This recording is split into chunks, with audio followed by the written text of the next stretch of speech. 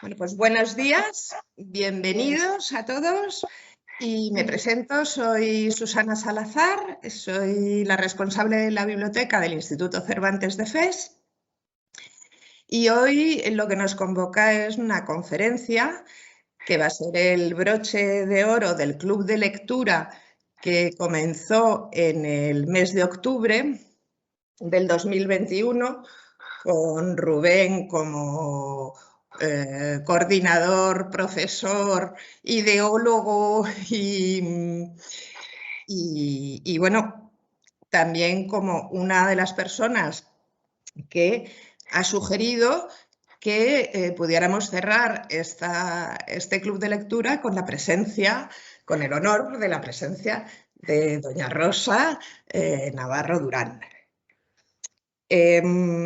A petición del propio Rubén, sí que me gustaría pasarle la palabra y que fuera Rubén quien presentara a doña Rosa.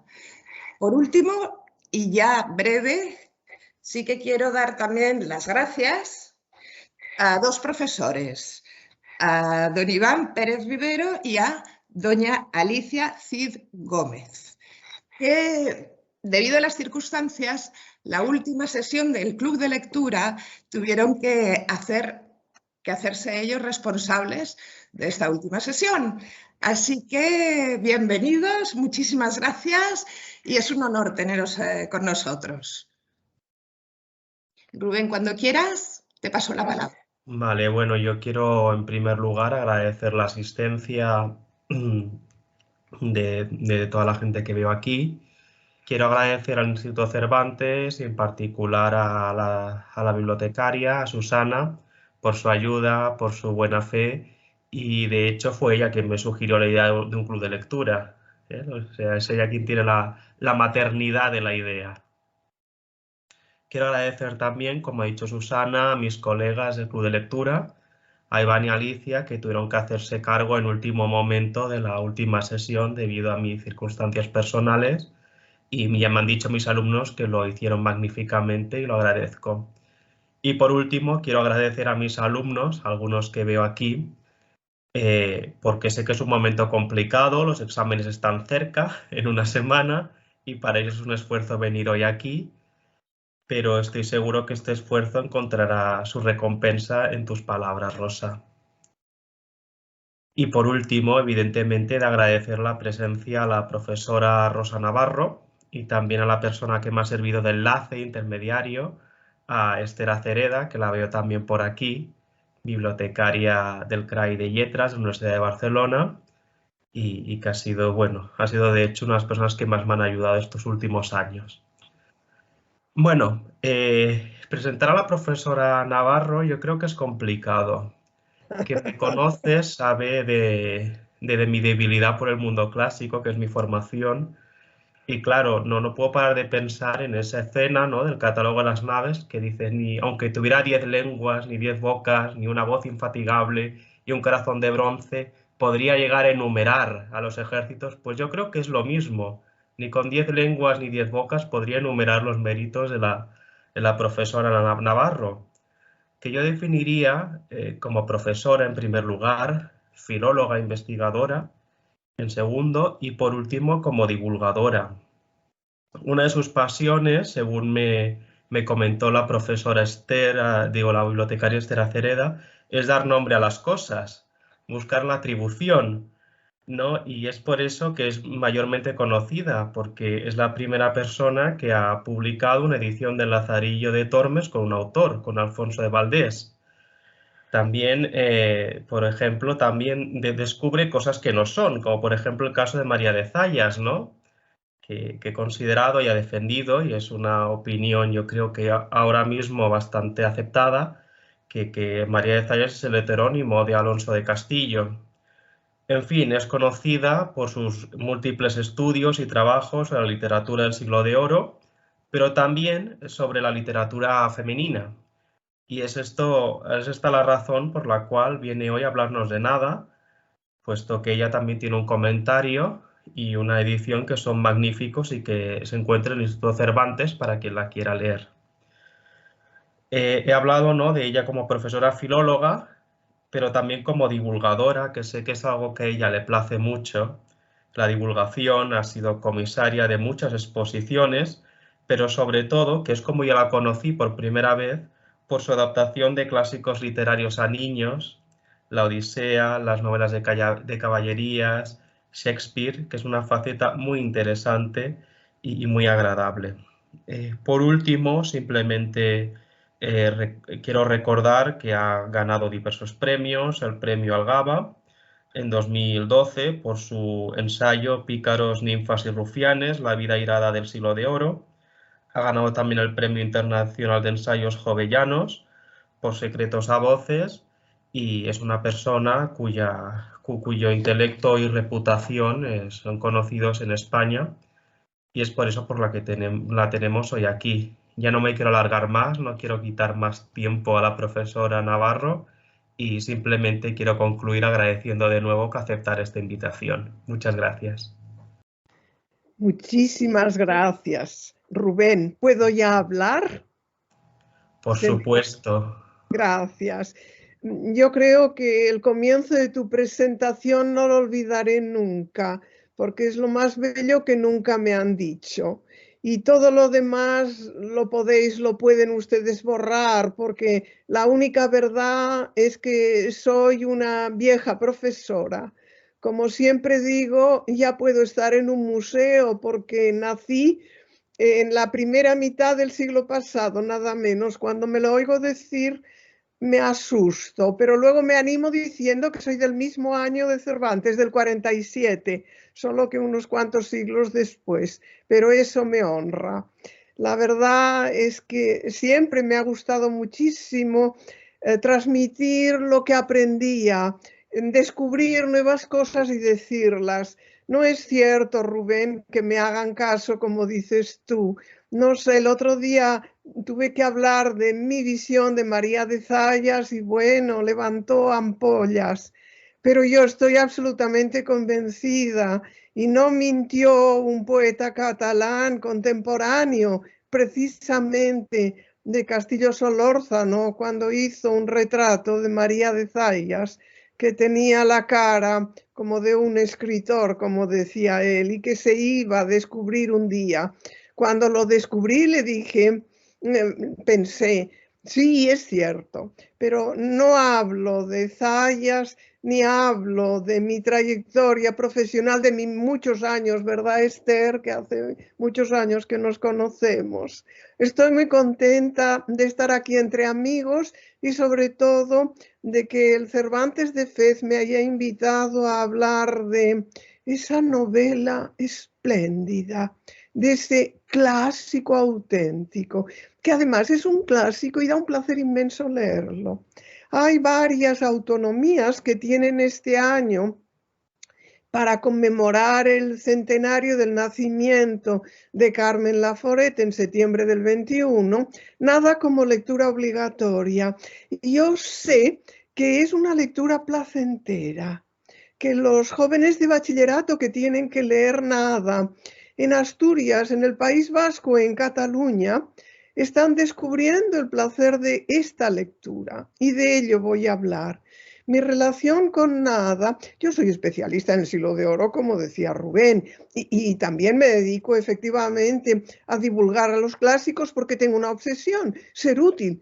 Si estoy en el mundo tengo que ser útil a los demás, no a mí, que no me intereso, sino a los demás. ¿Y cómo lo puedo hacer? Bueno, cuanto más años tengo, soy como los vinos añejos, voy acumulando lecturas y entonces de esa sabiduría que me dan las lecturas, que son una semilla dentro de mi cuerpo, intento transmitirlo a los demás para abrir esas páginas a todo el mundo.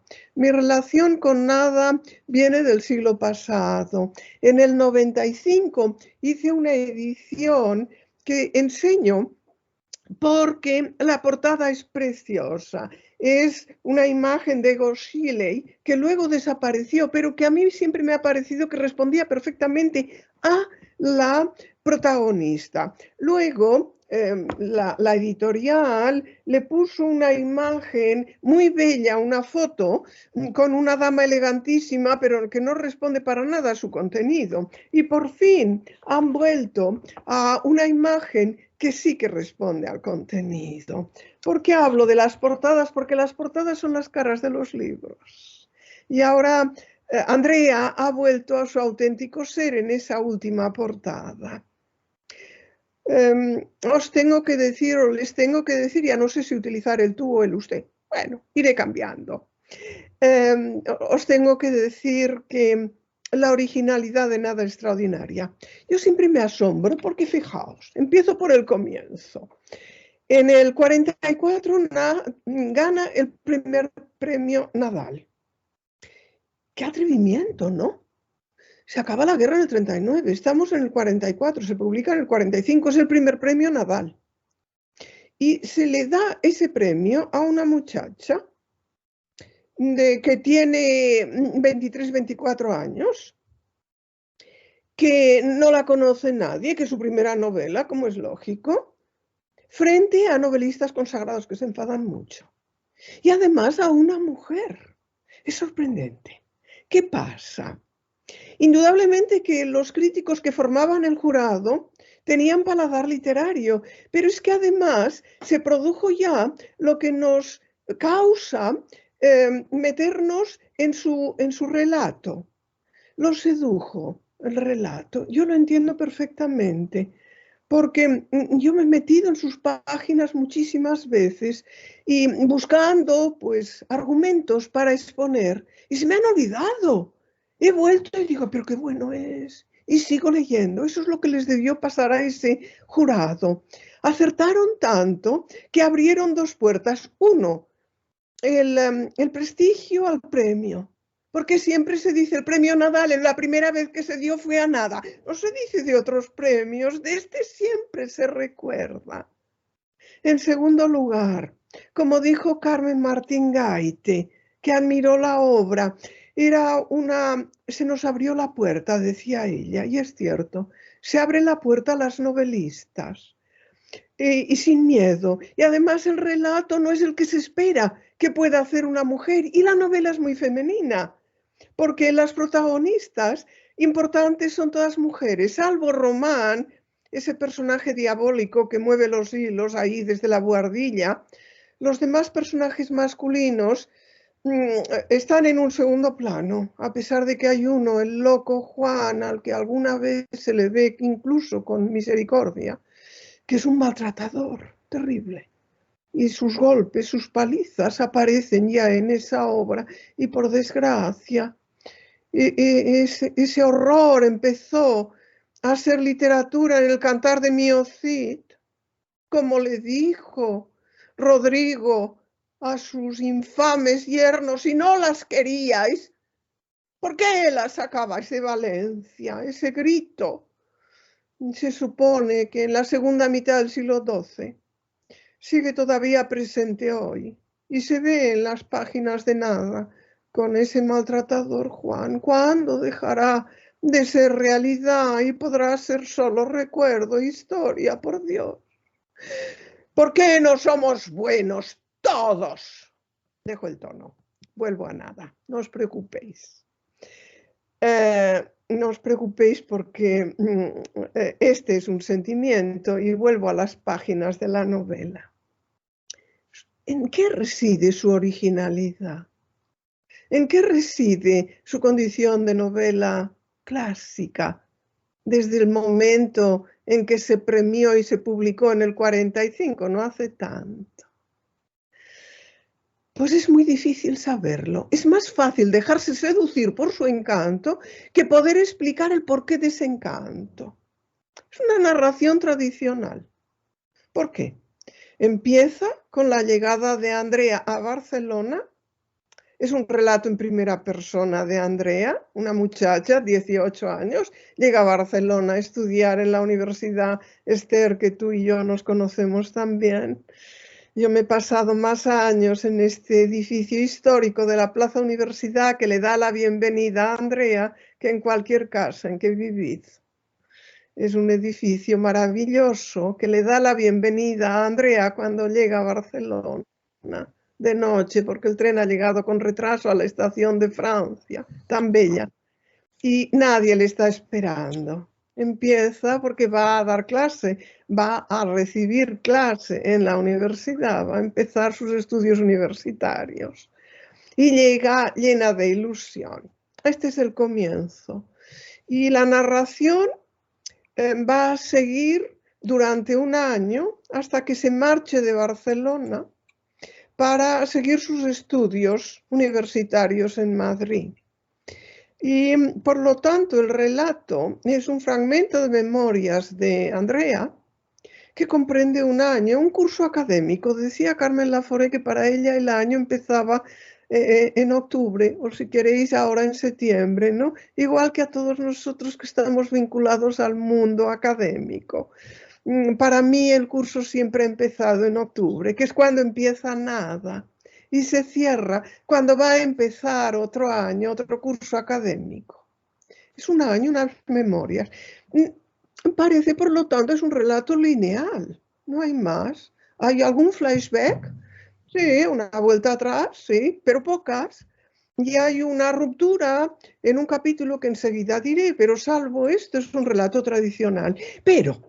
Y hay un pequeño problema, no problema, sino originalidad, del que no me di cuenta claramente hasta bastante tiempo después de haber hecho mi primer prólogo. Quien relata ese trozo de memorias de Andrea no es el yo exactamente de Andrea. ¿Qué quiero decir con esto? Mi yo de este momento no es el mismo del que tenía cuando escribí mi primer prólogo a nada en el 95, ni tampoco del que escribí pasados los años, me parece que en el 2017 o cosas así, tampoco, porque somos sucesiones nosotros de yoes, vamos cambiando. Cuando se empeñan en decir que un escritor es una cosa, yo tiendo a decir, cuidado, es una cosa en tal año, pero antes o después es otra cosa, porque vamos cambiando. Pues la narradora de ese año de memorias de Andrea es otra Andrea. Y curiosamente, el tiempo que separa a la narradora de la protagonista, de la que vive ese año, es un tiempo vago, pero bastante lejano, porque la narradora rectifica las apreciaciones de la propia Andrea. Cuando dice al final de la casa de la calle de Aribao no me llevaba nada, o al menos lo creía yo así entonces, ahí está esa narradora. Y alguna vez incluso rectifica alguno de sus juicios y habla de su falta de piedad en el momento en que cuenta, vive ese año, con esas percepciones que ella recuerda, pero que modifica. Fijaos, tenemos 3 a 3 mujeres. La escritora, que es una joven, que está escribiendo su novela, que tiene 23, 24 años.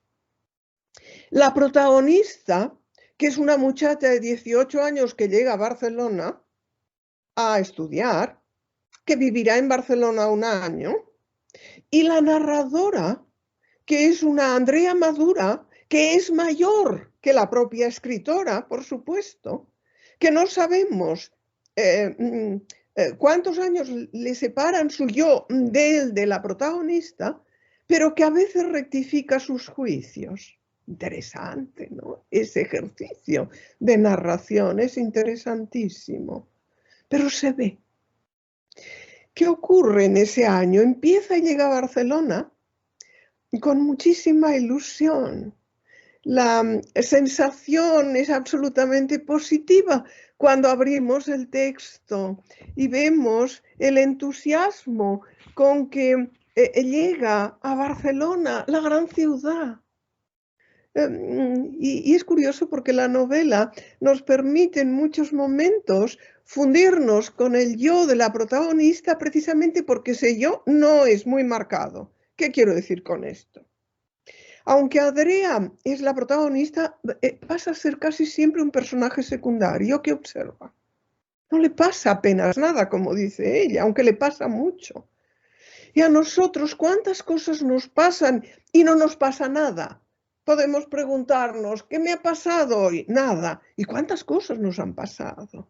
Eso es lo que ocurre con la protagonista. Pero al mismo tiempo, su yo no es demasiado manifiesto y eso nos permite fundirnos con sus pensamientos, sus sensaciones, sus ideas muchas veces.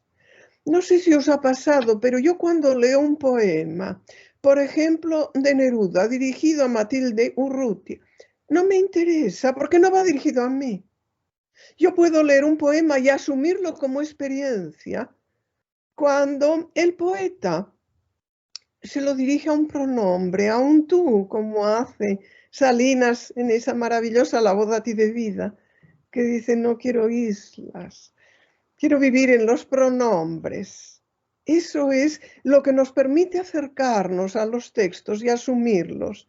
Pues esa llegada de Andrea a Barcelona, con esa inquietud, era la primera vez que viajaba sola, con esa aventura de llegar a la gran ciudad, el olor especial, el gran rumor de la gente, las luces siempre tristes tenían para mí un gran encanto, ya que envolvía todas mis impresiones en la maravilla de haber llegado por fin a una ciudad grande, adorada en mis sueños por desconocida.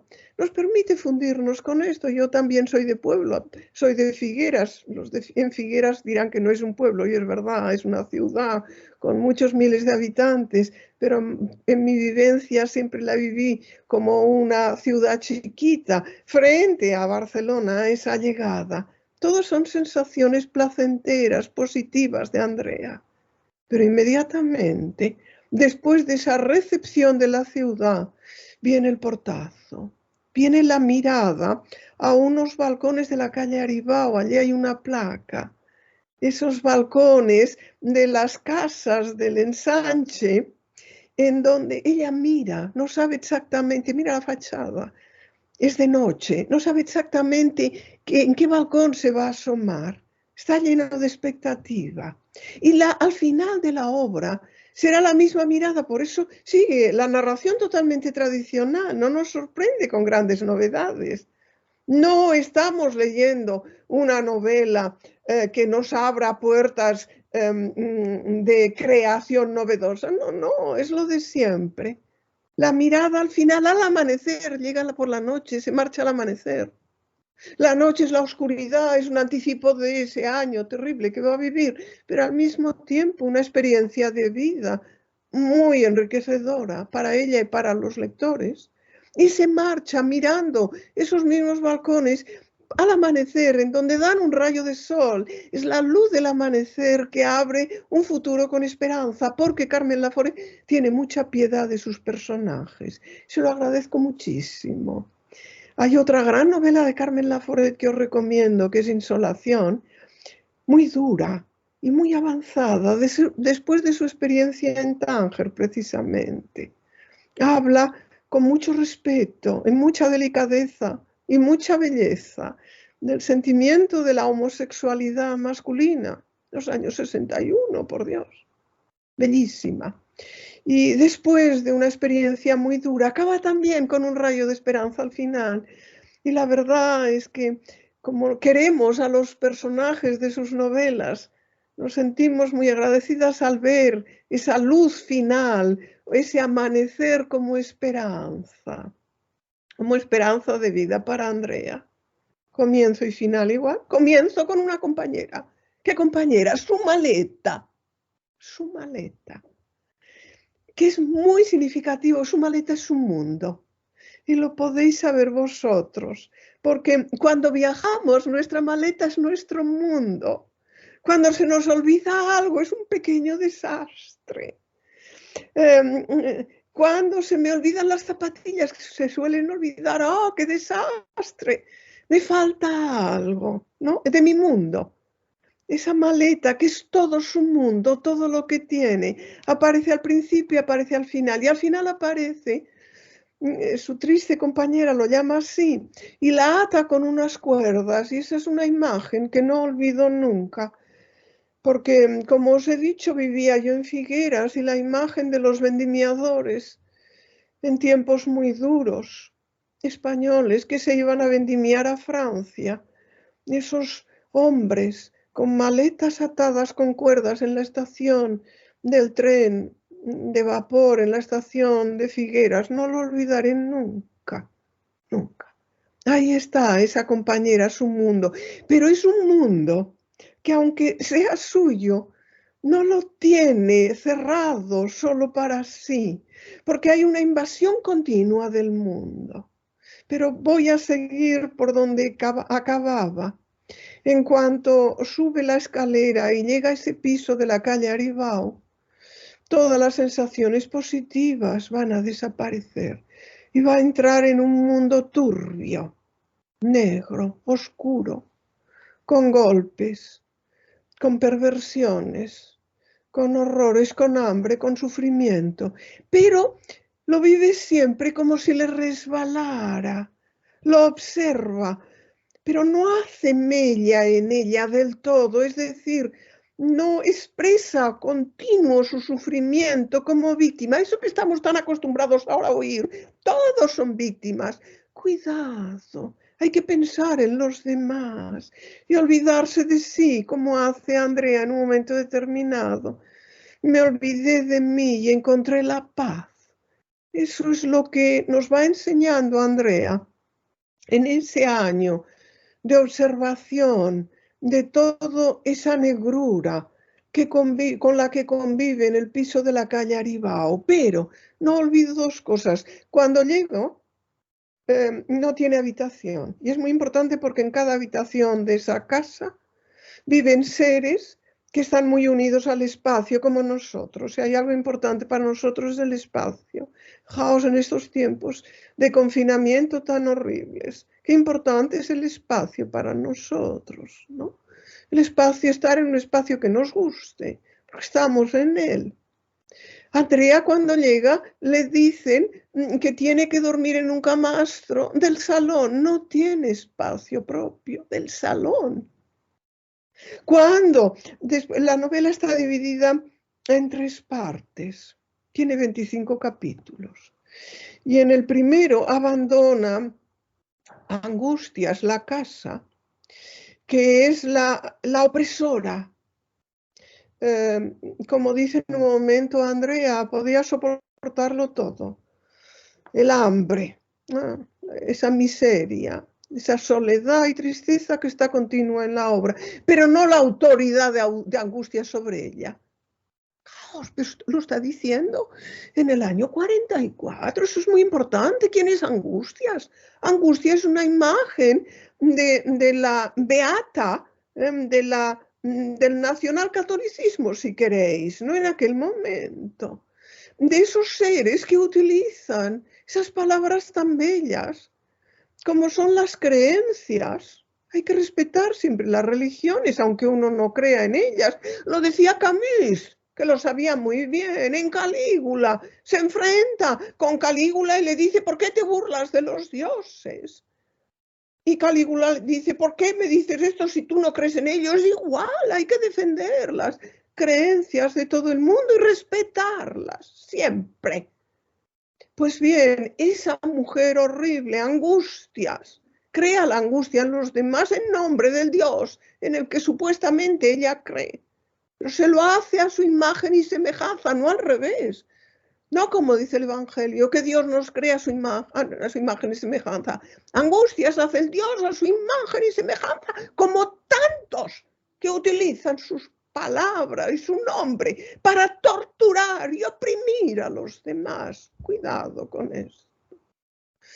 Pues Angustias dice que Barcelona es un infierno, que como no puede salir sola por ella, y la vigila, la controla. Ella no lo soporta, no puede más, y cuando se marcha es una liberación.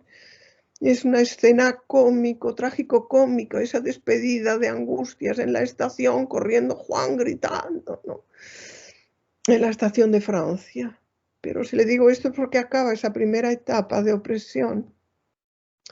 Y además es curioso porque los sentimientos de Andrea hacia Angustias no son nada piadosos, porque hay un distanciamiento emotivo en la obra que quiero que se den cuenta, quiero que lo veáis. No es siempre piadosa con los demás, no, muy raramente piadosa con los demás. Hay un distanciamiento emotivo, lo que decía Braque en el teatro, eso es lo que aparece en la obra. Fijaos los sentimientos de Andrea hacia el niño, que no tiene nombre, o hacia ese gordo perro, o a esa pobre abuelita que está como ida, ¿no? No hay un sentimentalismo, no, hay un distanciamiento, tiene que sobrevivir, tiene que defenderse.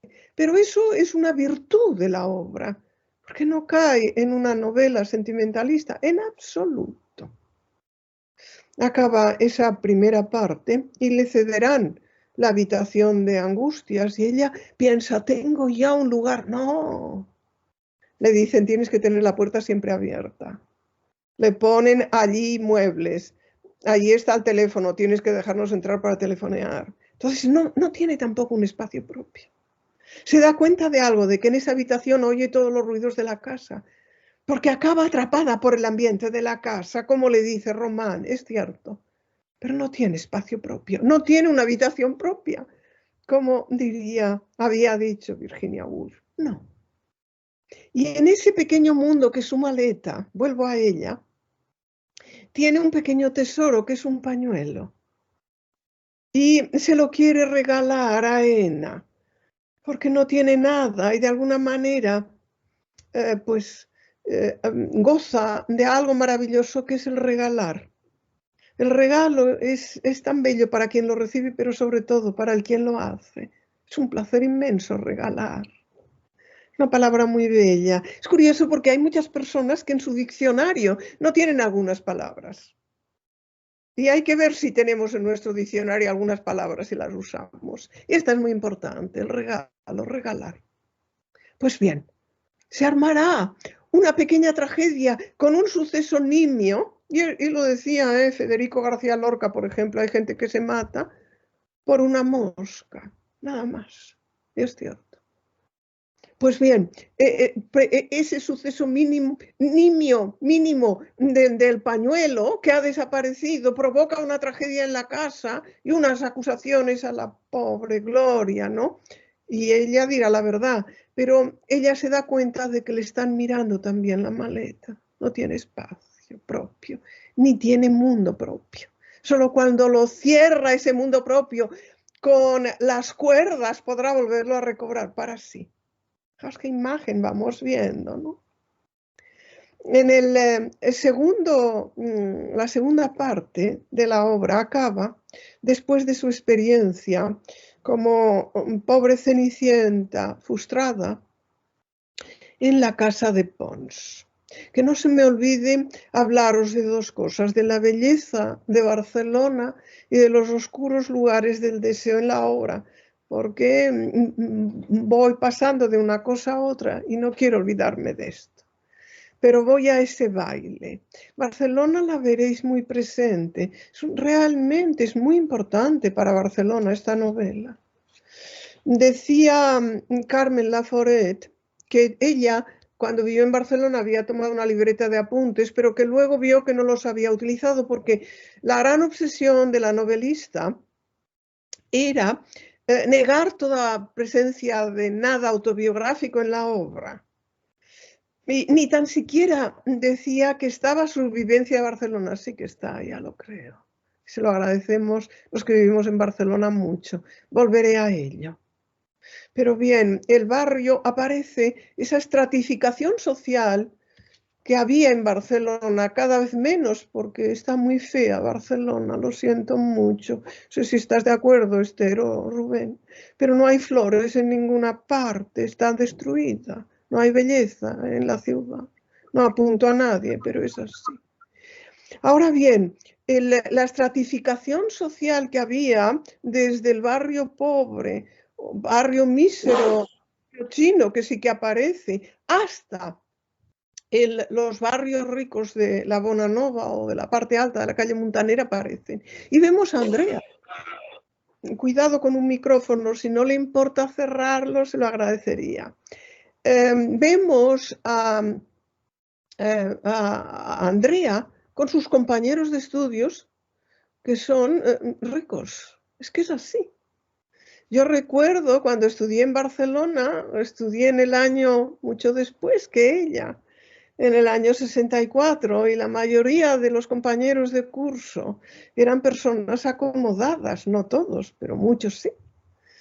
Entonces, ella tiene acceso a ese mundo de ricos por esos compañeros de estudios y vivirá en la casa de Pons un presunto amago de baile de Cenicienta, y eso me lleva a decir algo que lo vino hace mucho. Detrás de nada hay una lectura de Carmen Laforet, y cuando se reconoce se da cuenta uno del abismo que separan las dos obras. Es Mujercitas, de Louise May Alcott. Es una novela espléndida. Esa novela de 1868 presenta un mundo femenino con una serie de enseñanzas, y en ella hay dos episodios que toma Carmen Laforet para su nada, pero no se reconocen. ¿Qué va? Los cambia por completo, pero están ahí y permiten ver el abismo que los separa. En Mujercitas, en la primera parte, está también un baile a donde va Meg, la hermana mayor, en casa de unos ricos, de los Buffar, y vive como Cenicienta esa experiencia. Cuando lo releí, lo vi, dije, ah, claro. Pero el final es completamente distinto, saca una enseñanza muy clara. En cambio, Andrea lo que saca es una desolación. Pero es tan rica la obra, tiene tantos pequeños lugares para solazarse, para distraerse o para sufrir en ellos, que os recuerdo uno. Estamos en ese baile de Cenicienta, en donde no recobrará nunca, no tendrá nunca unos zapatos de cristal, que por cierto no podían ser de cristal los zapatos de Cenicienta, ¿os imagináis? Bajando unas escaleras con zapatos de cristal. No, eran de verre, de una piel muy suave, no de cristal, sino de verre, de cabritilla. No podían ser de cristal de ninguna manera, pero cualquiera le quita los zapatos de cristal, no lo digo yo, eso lo dicen otros estudiosos, ¿no? Ahí está. No recobrará, no tendrá nunca zapatos de cristal, porque la mirada de la madre de Pons a sus zapatos viejos la avergüenza terriblemente. Y se dará cuenta de que no está en su lugar. Se siente muy mal en ese baile. Y lo que sacará de él es la pérdida de la amistad de Pons. Es un abismo que los separa. Pierde a otro de sus amigos, como lo va perdiendo todo. Y dice en un momento determinado a Andrea, me daba cuenta de que enseguida en mi vida se iban deshaciendo las cosas. ¿No os habéis dado cuenta? Vivís una experiencia intensa y de repente, al cabo de un año, os dais cuenta de que no queda nada de todo aquello, cómo se deshace todo, ¿no? Así es la existencia, ni bueno ni malo, es así. Como en nada tampoco se cuenta todo. Andrea no cuenta el final de muchas cosas, ni sabemos exactamente qué pasa en montones de momentos. Pero eso no es negativo, sino muy positivo en la vida tampoco. Yo muchas veces me cuentan cosas y luego ya no sé la continuación y a veces pienso, ¿y qué habrá pasado con eso? Y luego que seguirá como en nada, ¿no? No se ata todo, no, se quedan hilos sueltos como la propia vida. Pues bien, estaba en el baile de Pons como frustrada Cenicienta. Saldrá llorando y bajará corriendo por la calle Montanera hasta llegar a un banco de la Diagonal entre palmeras, y allí se pasará llorando un rato, desahogándose de su angustia, de su tristeza, de su no lugar, hasta que luego baja por la calle Aribao y encuentra el farol que reconoce, es el que está delante de su casa. Los objetos, ¿cuántas veces no hemos reconocido objetos que nos hacen compañía? No sé si os pasa, pero cuando algún ser desaparece de nuestra vida, no quiero decir solo por la terrible separación de la muerte, sino por otras razones, los objetos nos lo recuerdan y yo tengo que hacerlos desaparecer, no puedo soportar su presencia. Pues ese farol le da a Andrea como la visión de lo familiar, de lo conocido, el farol, y ahí está esperándole la madre de Ena, que le va a contar, Andrea, qué bien, y entonces le pide que vayan a un café, tomen un helado y le va a contar su historia con Román. Acaba esa primera parte, con la experiencia de la Cenicienta imposible. Sigue Andrea con sus zapatos viejos, que no han sido nunca de cristal, no tiene carroza alguna que le espere, no. Ahora bien, cuando empieza el relato de la madre de Ena, que le va a contar su amor con Román, su episodio amoroso con Román, cómo se cortó la trenza y se lo ofreció. Y el rechazo horrible de Román con unas palabras muy duras, porque hay mucha dureza en la obra. Eres un perro para mí, ¿por qué? Es terrible lo que le dice, el desprecio. Se corta lo mejor que tiene, que es su trenza, se lo entrega como prenda de amor. Pues bien, vuelvo, si os lo digo, es porque vuelvo, en Mujercitas también está. Unos capítulos después del baile de Meg, Jo, que es la protagonista, Josephine, pero siempre se conoce como Jo, que es un personaje maravilloso también, con mucha fuerza, con mucha enseñanza. También es una chica rara, como Andrea la llamaba así, Carmen Martín Gaite tiene razón, pues se corta lo mejor que tiene, de tal manera que es toda su belleza, pero para conseguir dinero, para poder pagar, ayudar a sus padres. Es una acción de generosidad absoluta que es recibida como tal, que es un premio y un ejemplo. En cambio, en nada no. Ese sacrificio de Margarita, la madre de Ena, es recibido con un desprecio absoluto. La belleza es despreciada por ese ser horrible que es Román. Pero curiosamente, cuando se lo cuenta a Andrea, no siente piedad por ella. Es muy interesante. Está pensando Andrea, ¿y por qué me cuenta esa mujer esto? Y siente vergüenza ajena por ella. Es muy interesante. Porque no es lo que estamos esperando, no es ese sentimentalismo que esperábamos, sino todo lo contrario. Y es verdad, cuántas veces hemos dicho, ¿y por qué nos lo cuentan? Porque nos lo dicen, es mejor callarse algunas cosas. En un momento de exhibicionismo total, como estamos hoy, por Dios, ¿por qué no guardamos y preservamos nuestra intimidad? ¿Por qué no creamos esa maleta atada con cuerdas como nuestro mundo? Eso lo aprendemos también dentro. Empezará luego la tercera etapa, hasta el final, como os digo, y se intensificará la tragedia, porque algo pasa. Pero es como si le resbalara en la piel, sí que es una tragedia, y se refleja en su vestido negro cada vez más ancho. Y la casa se va quedando vacía, esa casa de la calle Aribau, ese mundo con habitantes en cada una de sus habitaciones, la habitación de la abuela, que es un refugio para todos los seres desgraciados. Pobre abuelita, sin conciencia y siendo piadosa.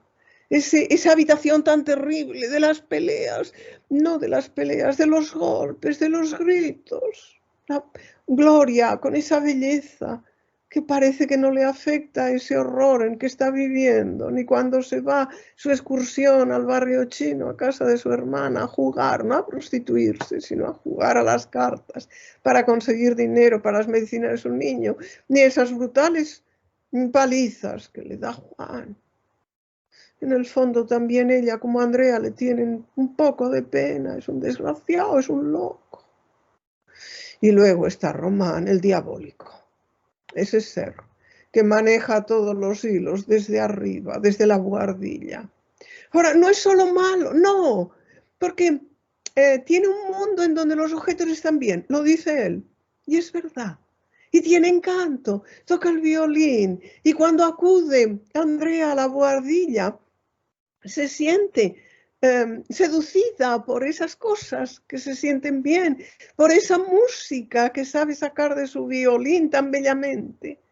Es un ser como Lucifer. Yo siempre que voy al retiro me paro ante el ángel caído porque es bellísimo. Ese ser diabólico que tiene algo de belleza, ¿no? Ese Román. Y eso me lleva a esos lugares oscuros que os prometí. Acabaré con Barcelona, pero ahora me voy a los lugares oscuros. Es una novela tan rica que tiene algunos lugares oscuros muy sorprendentes, que los deja, que los pone solo para que los veamos, para que los leamos. Escribí yo un artículo no hace mucho que publiqué en Clarín, que titulaba Oscuros lugares del deseo, novelas de Carmen Laforet. Y subrayaba lo que os voy a decir. ¿Dónde está un oscuro lugar del deseo? Os podría llevar a ese balcón en donde Gloria y Román hablan, que nos llevaba al pasado, pero no lo voy a hacer. Es mucho más sutil y mucho más difícil de explicar y muy fácil de ver. Es un triángulo entre Román, Antonia y el perro. Sí. ¿Os acordáis de Antonia? Antonia es la criada, va de negro, es la espía. Tiene una comunicación con un teléfono rudimentario con Román y le va contando todo, le va diciendo todo. Él le da comida, la tiene a su servicio, va siempre de negro. Y a su lado está un perro gordo, Trueno, de negro, negro también. Pues bien, los dos forman un triángulo con Román. ¿Cómo puede ser? Os lo digo. Una vez Román se marcha de vez en cuando, hace extraperlo. No se precisa, se va al Pirineo, vuelve con comida, con algún dinero, no se precisa tampoco. Lo mismo que no se precisa la historia de la mujer de don Jerónimo. Solo me quedan 5 minutos, ¿me van a cortar? Acabo enseguida, ¿no? Ah, bueno, menos mal. Vale, bien. Pues tampoco sabemos esa mujer loca que es la mujer de don Jerónimo, de la que se habla como en Rebeca, porque a veces nos lleva a ese mundo, no, la dejan ahí apuntado, ¿no? Pues muy bien. Un día Andrea le pregunta a Antonia por Román, está fuera, no sabe cuándo volverá, y Antonia le dice, él volverá, él nunca deja de volver, se va y vuelve y se va, con toda confianza, ¿no? Y dice, afirma, pero no se pierde nunca, ¿verdad, Trueno? Se dirige al perro. No hay que preocuparse. Y entonces Andrea describe la mirada del perro y de la criada. Los ojos del animal relucían amarillos mirando a la mujer. Y los ojos de ella brillaban también, chicos y oscuros, entre los humos de la lumbre que estaba comenzando a encender. ¿Veis esa mirada? Volverá en efecto y empezará a contar cosas. Y mientras habla de la nieve, de los valles, Andrea observa una escena. Dice, Román, mientras hablaba, acariciaba las orejas del perro, que entornaba los ojos de placer. La criada en la puerta los acechaba. Se secaba las manos en el delantal, aquellas manos aporradas con las uñas negras sin saber lo que hacía. Miraba segura e insistente en las manos de Román en las orejas del perro. ¿Vais viendo? Qué mirada, ¿no? La de esa muchacha de 23, 24 años para captar esto, pero sigue, ¿eh? Un día, Román se acerca a Trueno, perezoso y gordo, y al verlo así le dice, amigo mío, si sigues así te degollaré como a un cerdo. Y Antonia, testigo de la escena, se queda con la sonrisa quieta y exclama, no diga bromas, señorito Román, pobre Trueno, si cada día está más guapo. ¿Verdad, Trueno? ¿Verdad, hijito? Impresionante, ¿no? Como vais viendo, esas pinceladas. Pero luego solo está lo que os leo, no hay nada más, ¿eh? El lector es el que imagina todo. Y en ese momento la criada, la mujer, se puso en cuclillas y el perro le plantó sus patas en los hombros y lamió la cara oscura. Román miraba con curiosidad la escena y se le curvaban los labios en una expresión indefinible. Cuando Román vive el fracaso con Enna y después de la tensa escena con Gloria, Andrea oye aullar al perro, que baja la escalera. Bajando aterrado del cuarto de Román, traía en la oreja la marca de un mordisco. Cuando lo ve Antonia, la criada, al ver el perro herido por los dientes de Román, empezó a temblar como un azogado y le curó casi gimiendo ella también. Ella sería quien descubriría el cadáver de Román degollado como un cerdo, como él decía al perro, ¿no? Y las últimas palabras que oímos Antonia son los que le dice a Trueno. Ay, ay, Trueno, hijito mío, ya no tienes padre. ¿Habéis visto qué fuerte? Esta es una escena oscura del deseo. Ahí está, en esa novela que aparentemente no dice nada. ¿Cuánto dice? Que a Andrea no le pasa nada, es cierto. Fijaos ese beso de Gerardo. Pero es curioso porque hay que colocarlo en una secuencia. Están en Montjuic, en un ambiente muy bello, rodeados de la cúpula del museo, de las flores. Gerardo le limpiará los labios que habían pintarrajeado de rojo a la estatua de Venus. Se siente agradecida Andrea al ver esa acción. Luego se da cuenta de que la aparta del lugar donde se toma algo y se da cuenta ella de que no debe tener dinero y siente piedad, y es cuando ella le pone la mano encima de la de Gerardo y él se atreverá, dará un paso y la besará, y la sensación de asco y de horror es inmensa. Ese primer beso es como el baile de Cenicientas, no es nada, ¿no? Es un horror, es una sensación de asco. Como dice la novela es muy impresionista, como he dicho por escrito y ahora repito. Y está muy bien marcada por esos versos del romance de Juan Ramón, a veces un gusto amargo, un olor malo, una rara luz, un tono desacorde, un contacto que desgana. Como realidades fijas, nuestros sentidos alcanzan y nos parece que son la verdad no sospechada. Eso es lo que siente Andrea, ¿no? Ahora bien, no os voy a precisar lo que ya sabéis, ese mundo que hay en la casa de la calle Aribao, ni tampoco pues la tristeza continua de nada, pero esa tristeza, esa bulia, esa melancolía, es muy curioso porque hay una cita muy bella en donde ella subraya la melancolía que siente y lo hace bastante antes de que François Sagan publicara Bonjour Tristesse. Y se publica en el 54, Bonjour Tristesse. Dice, ¿cuántos días inútiles? Dice. Días llenos de historia, demasiadas historias turbias, historias incompletas, apenas iniciadas e hinchadas ya como una vieja madera a la intemperie, porque hay rincones, junto con esos rincones oscuros del deseo, unos rincones líricos bellísimos, historias demasiado oscuras para mí. Su olor, que era el podrido olor de mi casa, me causaba cierta náusea, y sin embargo habían llegado a constituir el único interés de mi vida. Poco a poco me había quedando ante mis propios ojos en un segundo plano de la realidad y ante el lector también, abiertos mis sentidos solo para la vida que bullía en el piso de la calle de Aribao. Me acostumbraba a olvidarme de mi aspecto y de mis sueños. Es lo que notamos. No expresa sus sueños, no. Iba dejando de tener importancia el color de los meses, que van apareciendo en una sucesión de tiempo temporal, desde la Navidad hasta la primavera, a través de los ritos humanos y de la ciudad. Ahora lo veré. Iba dejando de tener importancia el color de los meses, las visiones del porvenir.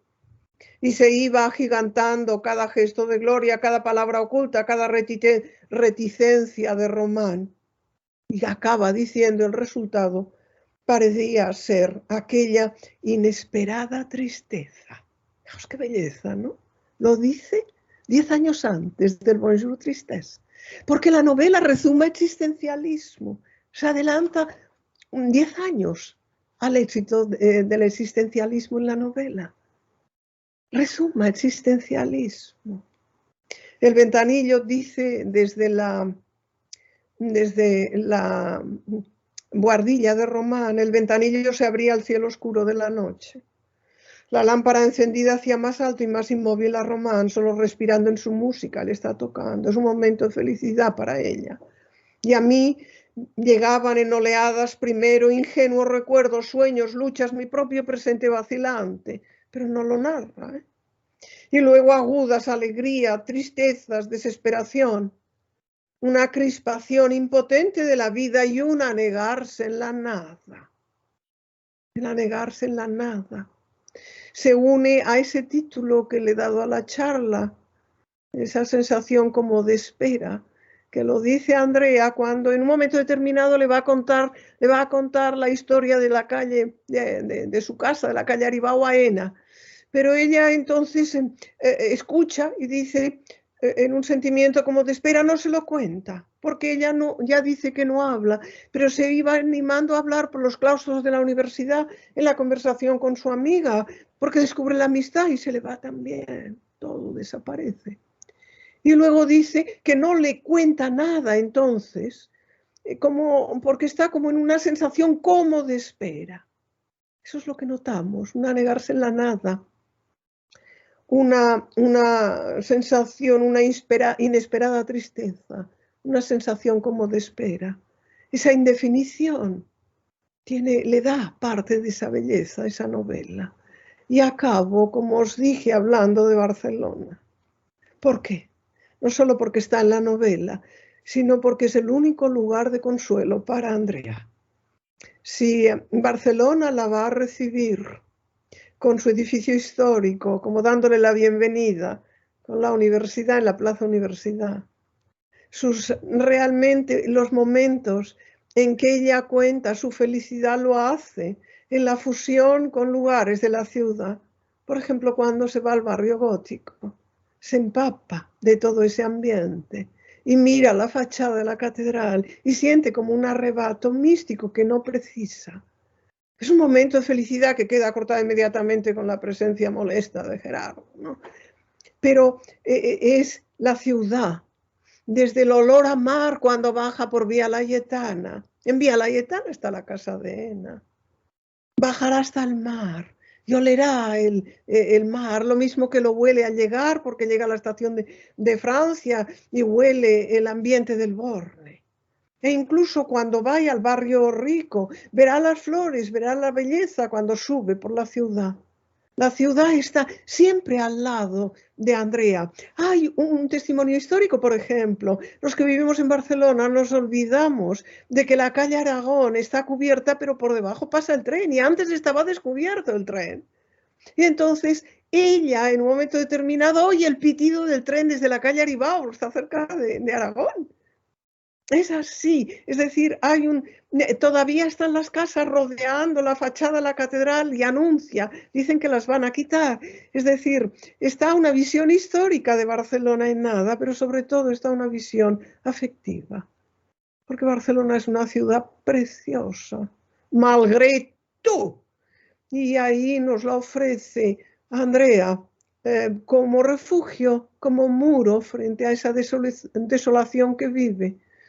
En ese espacio terrible, huella de la guerra de la que no os hablo, pero está muy presente, en los rastros de humo negro en Santa María del Mar, en los esqueletos de los buques en el puerto y en el corazón de los hombres destruidos en la casa de la calle Aribao. Todo eso está y mucho más. Podría hablar de nada sin repetirme un montón de tiempo más, porque es una novela muy vivida que tiene tantos rincones que permite una y otra lectura, como las buenas obras, como los clásicos. Me he sentido muy bien acompañada de todos vosotros, de vuestra presencia-ausencia, sin asumir esa melancolía de Andrea, pero viviéndola como un sentimiento presente en la existencia. Gracias. Si queréis ahora preguntar algo, me gustaría contestar las preguntas. Muchas gracias, Rosa. Gracias. A vosotros. Muchas gracias, Rosa. Las palabras han sido preciosas. Muchas gracias. Estoy muy contenta de que se hayan quedado grabadas. ¡Ah, qué bien! Algunas muy... palabras no gustarán, pero mejor. Pero hace falta. No, es muy emocionante, ha sido muy emocionante. Hace falta molestar un poquito. Muy bien. Entonces, no sé, animaros participantes, si tenéis alguna duda, alguna reflexión, algo que queráis compartir vuestra perspectiva. Rubén, no sé si te anima. Yo animo a mis estudiantes o a los que han participado del club de lectura que planteen sus comentarios o sus observaciones a la profesora Navarro. Son ellos los protagonistas después de Rosa, evidentemente. ¿Alguna duda os he metido en la cabeza? Porque yo ya solo vivo para meter dudas en la cabeza. No me gustan las certezas.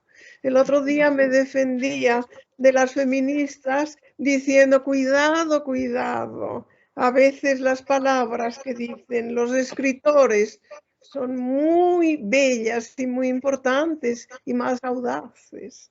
Es introducir la duda.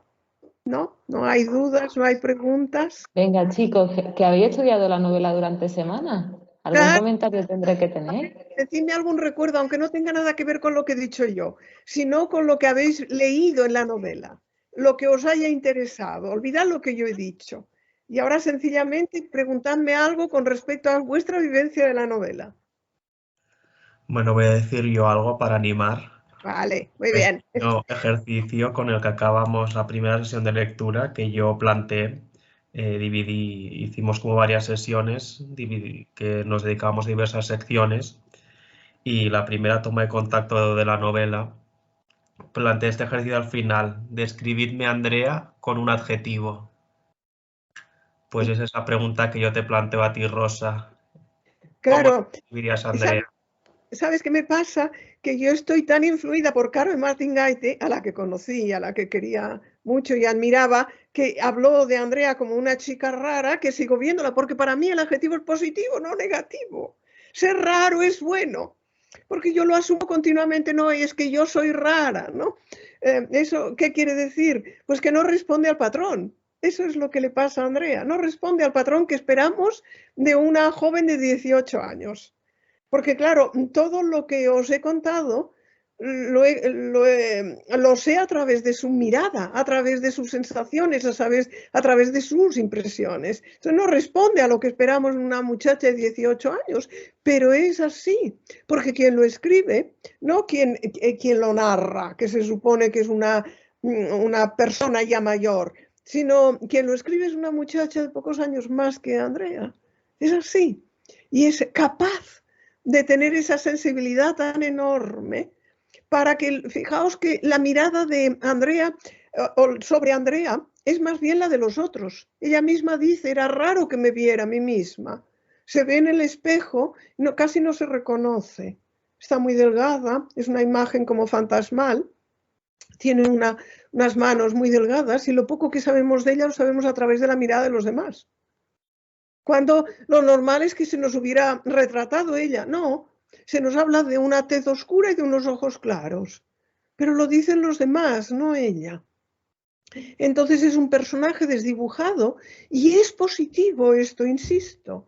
El hecho de que la narradora no imponga ni su físico, ni sus sentimientos, se diluyen. Cuando va a contar, está en espera, pues eso.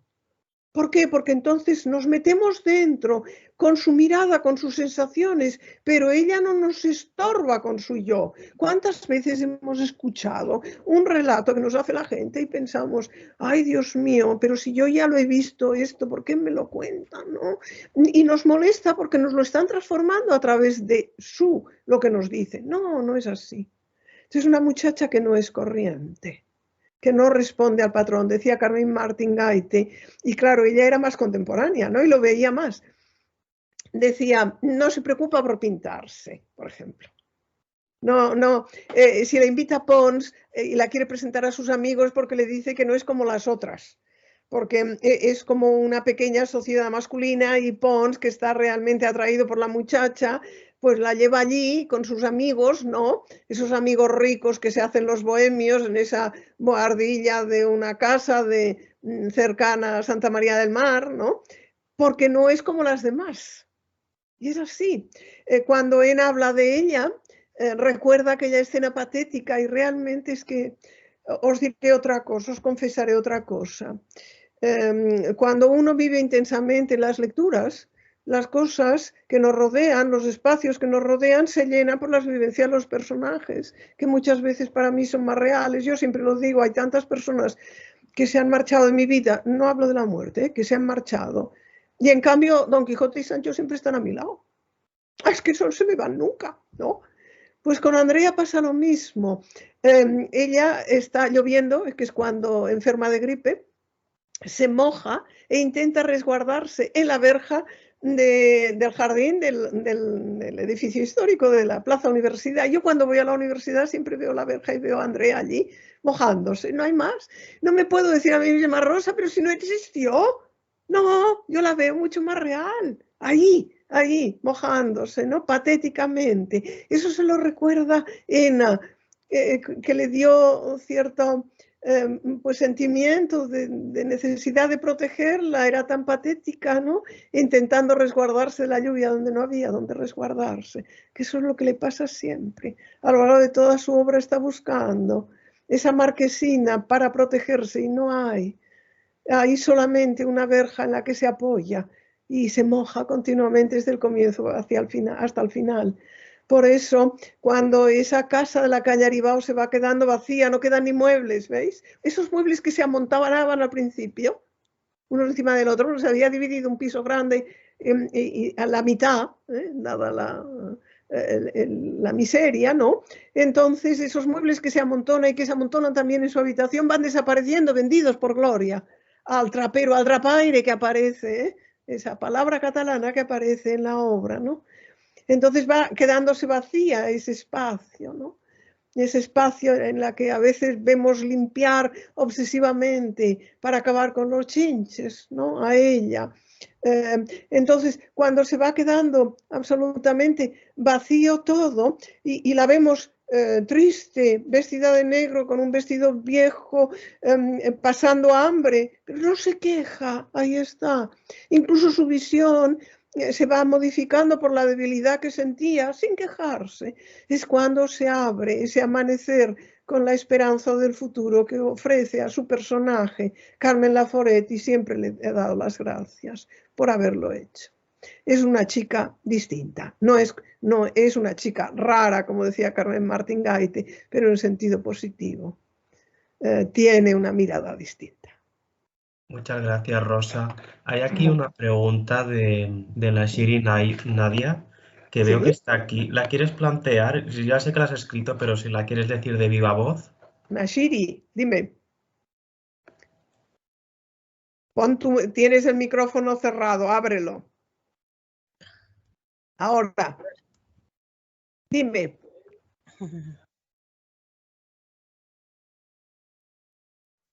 No, has vuelto a cerrar el micrófono. Bueno, sí, pues muchísimas gracias por esta maravillosa conferencia. Y quería sublevar lo de la intertextualidad, porque al escucharla explicar la Cenicienta y eso, me vino a la mente lo de Jean Valjean, hablando de la miseria y la imagen eso de vender, de tener que vender la trenza y eso. Enseguida pensé en Jean Valjean de Victor Hugo. Sí, entonces, sí nos puede iluminar más sobre este aspecto de la intertextualidad en la obra. Se lo agradecería mucho. Es muy difícil porque es muy sutil ver las fuentes, las lecturas de Carmen Laforet en la obra. Es posible que esté en Los Miserables detrás, están Mujercitas y yo no lo había visto.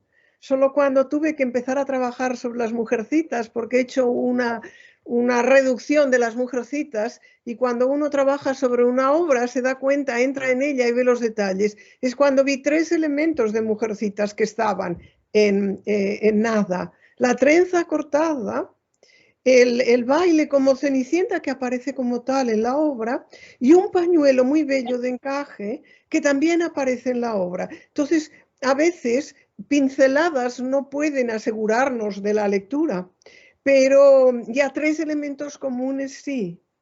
Fíjate como en la insolación está también Retorno a Brideshead, pero son tan distintas las atmósferas, no tienen nada que ver. Entonces es la intersexualidad como riqueza, porque todos al leer nos enriquecemos con lo que leemos y aunque no seamos conscientes, luego lo asumimos. Esa es la forma que están las lecturas en nada, asumidas por completo. No creo que fuera consciente ni tan siquiera Carmen Laforet cuando lo recreaba. Se le ocurrió y es muy posible que no lo asociara con esas lecturas suyas juveniles que tenía y puede ser, volveré a ello porque no se me había planteado, me has dado una idea y las ideas siempre tienen que recogerse y plantear dudas. Muy bien, Nashir y Nadia. Como decías, también aquí nos comenta Alicia que ha sido un auténtico placer escuchar tanta pasión en tus palabras y que le ha maravillado la relación que ha apuntado entre Nada y Mujercitas, que quiere releer la obra.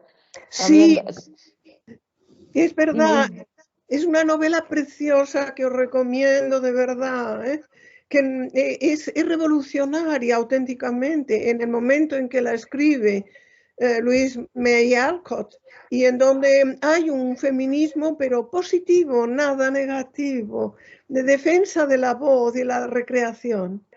También comentan en general que es una novela fantástica y que le está encantando a todos la conferencia.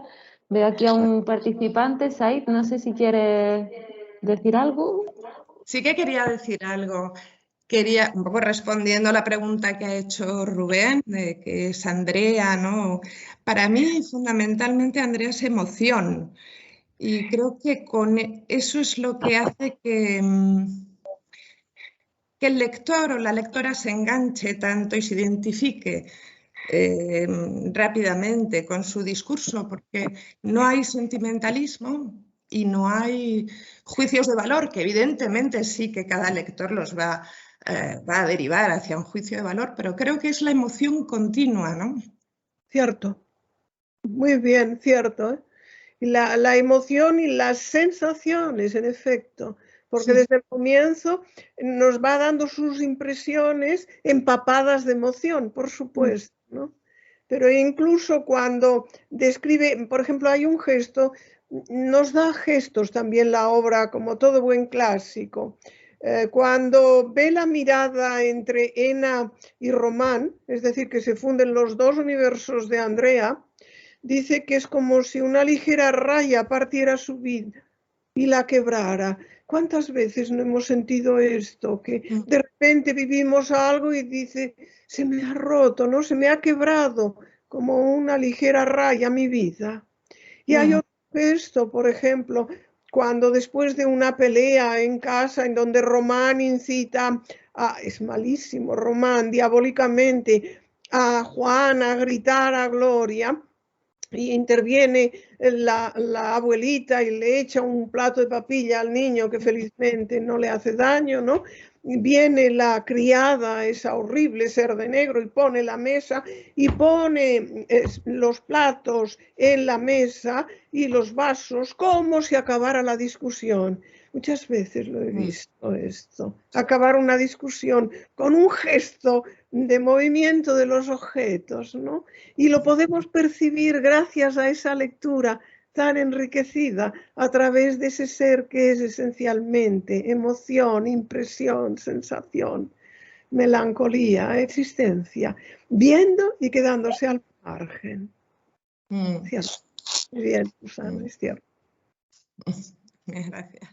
Nada es un clásico y es curioso porque aunque la mirada sea de mujer, como no responde a una mirada de mujer, aunque la escritora lo fuera, aunque la mayoría de los personajes son femeninos, es una lectura abierta a todos. No es una novela para mujeres, no. Es una novela para todos, que es lo que tiene que ser. Es una mirada enriquecida, sensaciones, como ella dice, es típico de las confesiones de las mujeres. Pues no. Mi experiencia es que ni el cotilleo ni las confesiones es solo de mujeres. Mis muchos amigos son tan cotillas como yo. Son estereotipos que se rompen en esa inmensa y bella novela que abre. Es que poned al lado la familia Pascual Duarte, no tiene color hoy. No ha envejecido nada, nada. Los adolescentes en los institutos gozan con ella, pero los mayores seguimos gozando. Yo cuando me meto en ella, como os digo, se me olvida. Y tanto he escrito sobre la presencia de Barcelona como sobre los lugares oscuros o sobre el anegarse en la nada, porque siempre encuentro esos momentos, esos sentimientos que me estimulan a ir pensando, a seguir reflexionando sobre la obra, que es lo que enriquece una creación literaria y la que la convierte en un clásico. Fue un hallazgo inmenso. Pesó mucho sobre Carmen Laforet, la novela. Ella, en la biografía Ana Caballé, habla de una mujer en fuga y se le nota, está huyendo casi siempre de sí misma. Yo entiendo que la hizo tan joven, la hizo tan bien, que entonces le costó mucho llegar a otra como La Insolación, que es buenísima, y luego ya se cayó. Es a veces muy difícil superar una gran creación cuando uno lo hace, cuando es muy joven. Pero el legado suyo es lo que os decía al principio, lo que tenemos que ser es ser útiles a los demás. Decir algo que sirva, y con eso nos justificamos. Lo que hizo Carmen Laforet es legarnos esa maravilla. Se lo agradeceré siempre. De primero, buenos días. Os agradezco por esta reunión. Según mi punto de vista, la novela Nada se aplica más especialmente a los estudiantes, porque la mayoría de los estudiantes viven algunos obstáculos económicos, sociales y personales. Por eso deben multiplicar sus esfuerzos mentales y corporales como el personaje Andrea, para realizar su historia personal. Como se dice en el libro de Paulo Coelho, El alquimista, cuando quieres una cosa, todo el mundo conspira para que puedas conseguirla. Y también la hora más oscura es la que venía antes de salir el sol. Esto es. Muy bien, perfecto, es cierto. Es una novela que consuela y que abre horizontes, pero en esa etapa, como dices muy bien, Said, pero cuando uno ya la ha superado y no vive tampoco ni la necesidad ni la melancolía, sigue funcionando porque podemos nosotros transformarnos con la lectura. Pero tienes toda la razón. Y me gustan mucho las palabras últimas que has dicho. Cuando alguien necesita algo, todo intenta conspirarse para que lo consiga, pero sí el impulso viene de uno mismo. Eso es importante. También, profesora, un adverbio chino que dice, aunque si caes 7 veces, levántate en la octava. Siempre. Muy bien. Si caes 7 veces, levántate a la octava. Eso es lo que hay que hacer siempre. No lo olvidemos nadie, ninguno de nosotros. Muy bien. Por supuesto. Bueno, Rosa, yo quería agradecerte especialmente esta participación. Nos has hecho un regalo esta mañana de fin de semana. Y yo quería hacer un apunte no tanto a la novela, sino porque, bueno, pues quiero que se conozcan todas tus facetas y quizás algunas para nosotros son muy conocidas, pero fuera igual no son tan conocidas. Yo os recomiendo a todos las adaptaciones de los clásicos de Rosa, porque Rosa ha dedicado, bueno, toda su vida, entre 1000 cosas, a esta tarea importante de promover la lectura. Y tenéis pues desde Shakespeare a Lazarillo, y he hecho adaptaciones tanto juveniles como infantiles, y que creo que también, pues, si os animáis a que dices, pues igual no me atrevo a leer la lectura original inicialmente y quiero partir de una adaptación, pues no es una mala opción. O incluso dices, pues hay niños en mi casa y me gustaría promover la lectura en casa, pues ¿por qué no voy a hacerlo de esa manera? Son adaptaciones preciosas, tanto en texto como en ilustración, y que os las recomiendo mucho. Y hay de todo tipo de autores, o sea, desde la Biblia hasta la Odisea, el Lazarillo, la vida de Teresa de Jesús. Bueno, es que la lista es infinita. Y quiero que tengáis, que conozcáis esta faceta de Rosa, que es estupenda. Y os pasaré, si os parece, unos vídeos que hicimos en la facultad sobre la exposición que hicimos del universo Cervantes y la exposición que dedicamos a Teresa de Jesús, que Rosa vino siempre desinteresada. Rosa es una maravilla porque le propones cualquier cosa y es incapaz de decir que no, siempre es que sí. No, pues con nosotros sí. Con nosotros es una maravilla, siempre es súper fácil.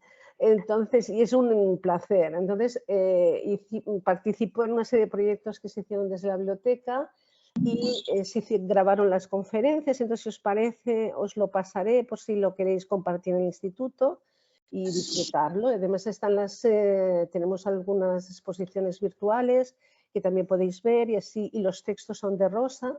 También hicimos el de los libros de suertes. Bueno, que como veis estamos abiertos a lo que queráis. Si queréis hacer alguna actividad más y tenéis dudas, o bueno, que sepáis que nos tenéis aquí en Barcelona. Gracias, mil gracias, Esther. Mil gracias. Sí, mi tarea de abrir los libros para los niños ha llenado muchas horas de luz en mi vida. Os voy a contar para terminar lo que me pasó con unos niños. Yo siempre, antes de la pandemia, iba a escuelas a hablar a los niños de los libros que habían leído con mis adaptaciones, y una de ellas es El Quijote contado a los niños, que les apasiona. Y entonces les digo, hacedme preguntas, y siempre me preguntan, ¿y cómo se te ocurrió hacer la adaptación del Quijote? Y entonces yo les cuento la verdad. Como un día se me apareció en sueños Cervantes muy triste porque los niños no podían leer el Quijote. Y yo le dije, ¿y yo qué puedo hacer? Le dice, contárselo fácil, escribírselo adaptado, y es lo que hice.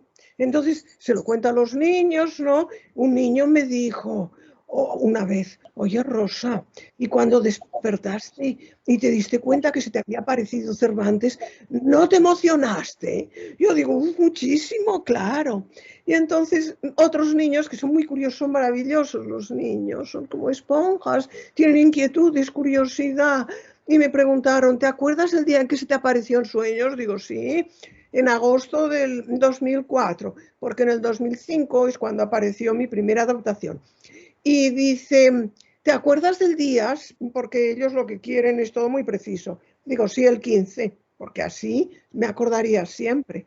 Y otro niño siguió y me dijo, ¿y te has preguntado, Rosa, por qué te escogió a ti Cervantes?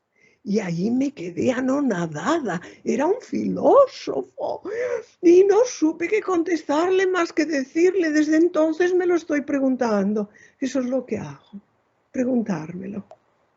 Gracias, ha sido un rato estupendo que he compartido con vosotros. Me siento muy contenta porque tengo a Barcelona al lado con Esther y con Rubén, pero tengo a Fed también al lado y no sé si alguien más en otro sitio. Es para mí una pura maravilla vencer el espacio gracias a la palabra. Gracias. Muchas gracias a ti, Rosa. Muchas gracias. Yo creo saber por qué te eligió Cervantes, y es que, como has dicho antes, tienes una obsesión por ser útil y eso se ha transmitido en todo momento de la conferencia, en todas las palabras sobre la novela y sobre ti misma y sobre todo.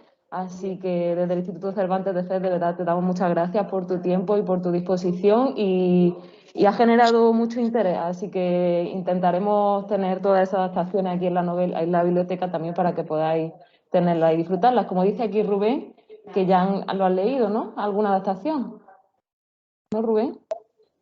Sí, aquí tenemos. Sí, he olvidado mencionarlo, pero es que lo supe la semana pasada. Los alumnos ya te conocen, Rosa, porque leen tu adaptación de La Gitanilla. ¡Ah, qué bueno!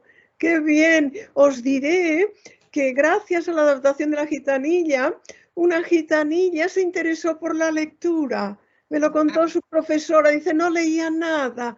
Vio La Gitanilla, se metió, dice, ya no ha dejado de leer. ¡Ay, y yo qué contentos estamos! Enhorabuena.